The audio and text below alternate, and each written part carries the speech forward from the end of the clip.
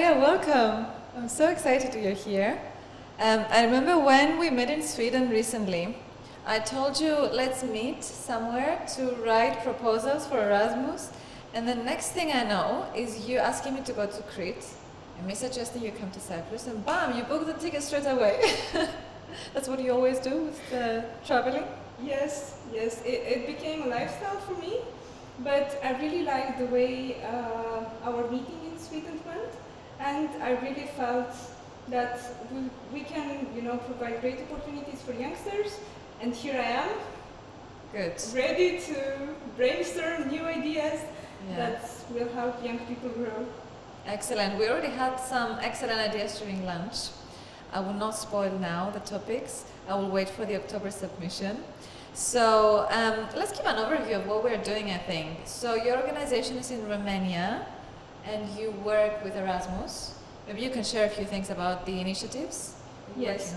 So indeed, our organization is based in Romania, and we are involved in several Erasmus Plus projects, both KA1 and KA2. KA1 projects involve youngsters, and we provide them with short-term training. And the KA2 project involves both training and developing educational outputs. We have several interests. For example, one KA2 project is related to leadership, another one is related to well-being and sustainability. The one that we are both part of the consortium is related to human rights education. Soon we will start another project about entrepreneurship, and we also run a project related to youth participation, especially empowerment among women, and we will host in September women from 4 countries. You do lots of things and various different topics. And that's very good, because I know that you started with Erasmus as a traveler yourself, right? You took part as a participant. Yes, some years ago I was a participant. I was so surprised because I had no information before. So it was an amazing experience. My first project was in Turkey, and it was about playfulness. Playfulness? Yeah, and how we can bring childhood back to children. Wow. And it was an awesome experience. Everything was provided for us, so we were reimbursed for the traveling. The accommodation was already paid, and food was provided, the training, and in the end we received a certificate which is called Youth Pass.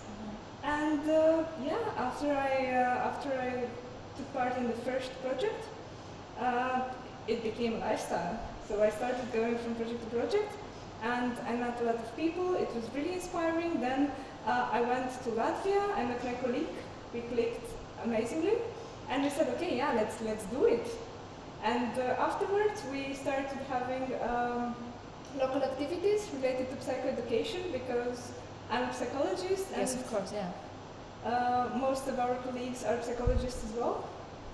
Okay. And after, we also started working on the applications.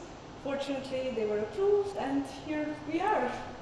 I mean, this very useful piece of advice is very inspirational, because I've been having conversation with lots of young people who are lost at the moment. They finished uni, they don't know what they want to do, they're looking for a job, especially our countries, they don't have the best reputation for finding a job after university. So I guess I want us to use this opportunity to empower young people to follow their dreams and actually pursue building new businesses. I know you're under 30, and I know that you run your business by yourself. And let's use this podcast to give some tips for young people. What would you say? What would be the number one? Definitely curiosity, to learn about themselves, to learn about the world, to learn about anything. Yes, and without the fear of failure. Yeah, I mean, failure is inevitable. Look at us. I mean, we have proposals that are funded, proposals that are not funded, Yeah. but we learn both ways, right? Yes. Even with a rejection, even with proposals we spend hours and hours working, a rejection is useful because you get feedback from experts in the field, you improve, you try again. And if it's meant to happen, it will happen. And in my opinion, you need to be flexible. So if you see that a certain topic is not really what is of interest at the moment, pivot.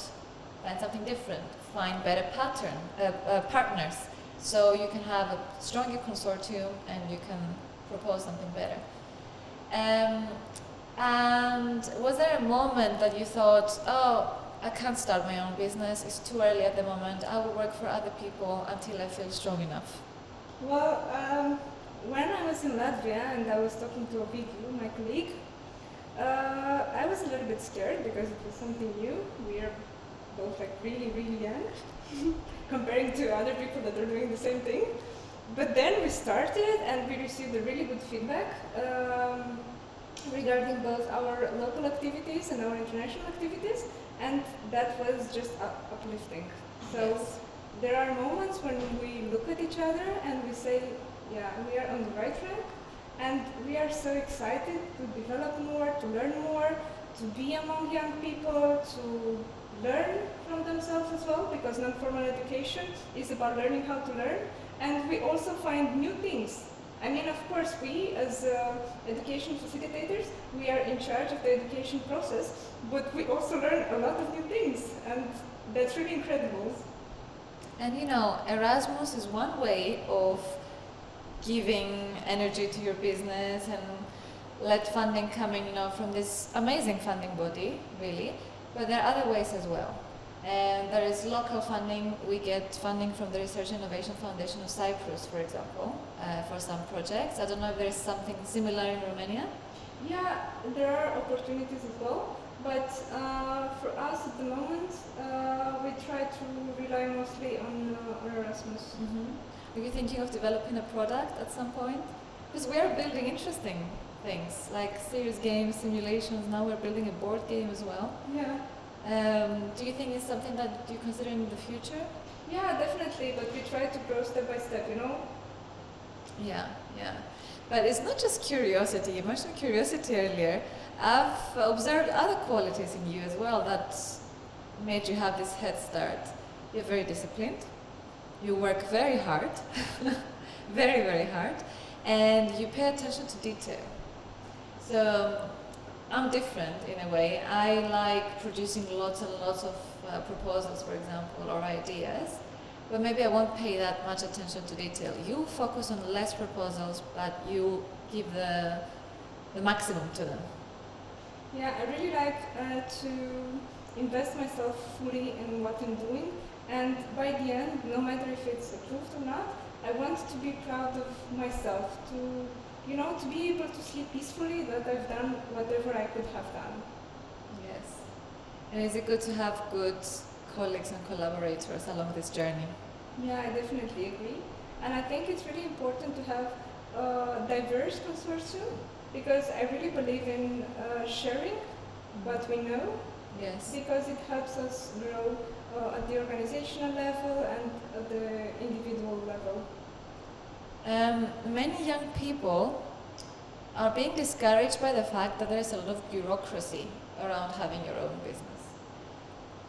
Have you ever considered that as an obstacle, or it was never a problem to you?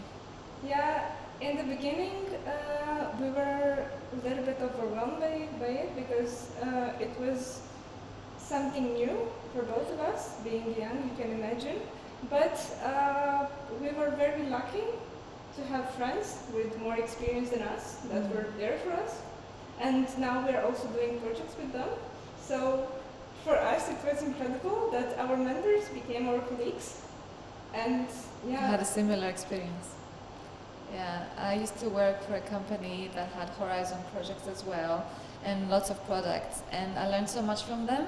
And after I developed my own company, we applied for a project together, and we got it, and we worked together as colleagues. It's beautiful to see this. Yeah. And I can't wait to do this with another company, actually. with a startup, I mean. Because it's nice to transfer the knowledge like other people have done and keep the cycle going. Yeah, it's about empowering minds. Yeah, exactly. How would you encourage young people to start with Erasmus? What do you think is the first thing?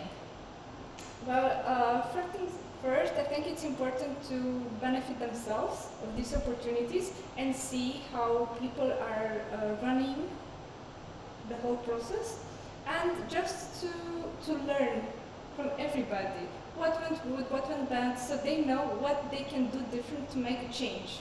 Mm-hmm. So you mean start writing proposals straight away? Now start taking part in projects as participants. For example, they can benefit of youth exchanges, K1 projects, and they can also maybe volunteer for a youth organization, and they can go to training course as well. Yes.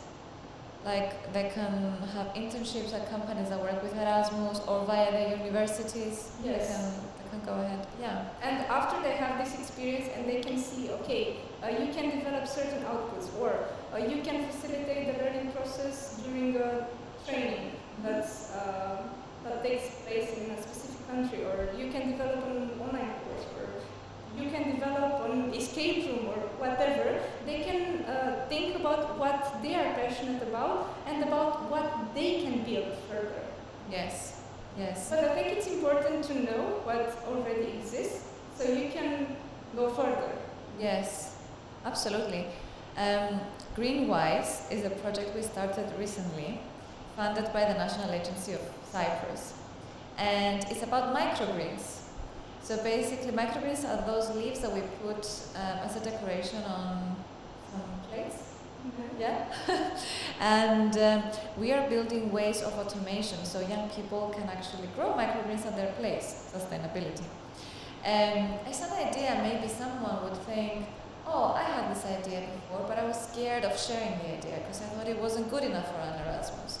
So I think it's very important to share the idea with people that they have worked with Erasmus, or even write a proposal and see how it goes, because, well, you can't really be sure how good the idea is if you don't receive feedback. So you shouldn't be scared. What do you think? Yeah, I agree. And of course, when we are writing a proposal, we think about the priorities. And sustainability is definitely an important priority.